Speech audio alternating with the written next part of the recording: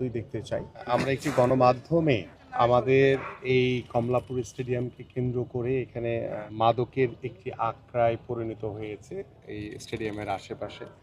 এবং এখানে আমাদের ফ্লাড লাইটের কিছু যে যন্ত্রাংশ রয়েছে, ব্লাস্ট সহ বেশ কিছু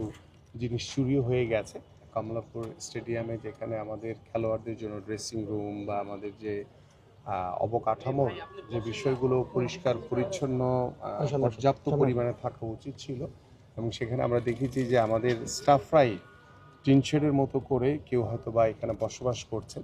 তারা হয়তো বা নিরাপত্তার স্বার্থে করছেন, বাট যেহেতু এটি একটি স্টেডিয়াম, আমরা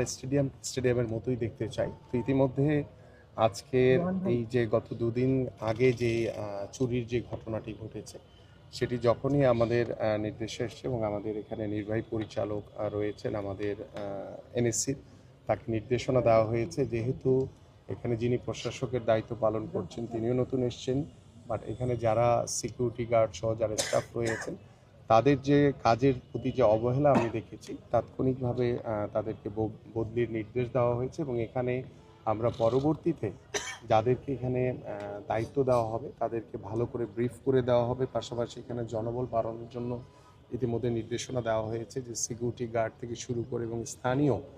যে থানার যারা রয়েছেন মুগদা থানার আওতাধীন তাদেরও পুলিশের সহযোগিতা নিয়ে আমরা যাতে এখানে কোনো মাদকের আখড়া বসতে না পারে বা অবাধে যাতে কেউ স্বাভাবিকভাবে এখানে চলাচল করতে না পারে, সেই বিষয়গুলো আমরা আরও সতর্কতার সহিত তদারকি করে আমরা চেষ্টা করব যে কমলাপুর স্টেডিয়ামকে ইতিমধ্যে আমাদের বাংলাদেশ ফুটবল ফেডারেশনের কাছে আনুষ্ঠানিকভাবে আমরা হয়তো এখন হস্তান্তর করিনি, বাট আমরা আমাদের নীতিগতভাবে আমরা সিদ্ধান্ত নিয়েছি যে এই স্টেডিয়ামকে ডেভেলপমেন্ট করার জন্য ফিফার একটি অনুদানে বাংলাদেশ ফুটবল ফেডারেশন ইতিমধ্যে আমাদের কাছে যেভাবে প্রস্তাবনা পাঠিয়েছে এবং আমরা এগ্রি করেছি, আমরা খুব দ্রুতই ফুটবল ফেডারেশনকে এই কমলাপুর স্টেডিয়াম আনুষ্ঠানিকভাবে বুঝিয়ে দিয়ে আমরা আশা করি যে তাদের যে দায়িত্ব রয়েছে আমাদের খেলোয়াড়দের ড্রেসিং রুম থেকে শুরু করে খেলোয়াড়দের থাকার যে ব্যবস্থাপনা এবং স্টেডিয়ামের আশেপাশে যে পরিবেশগত যে সমস্যাগুলো রয়েছে সেগুলো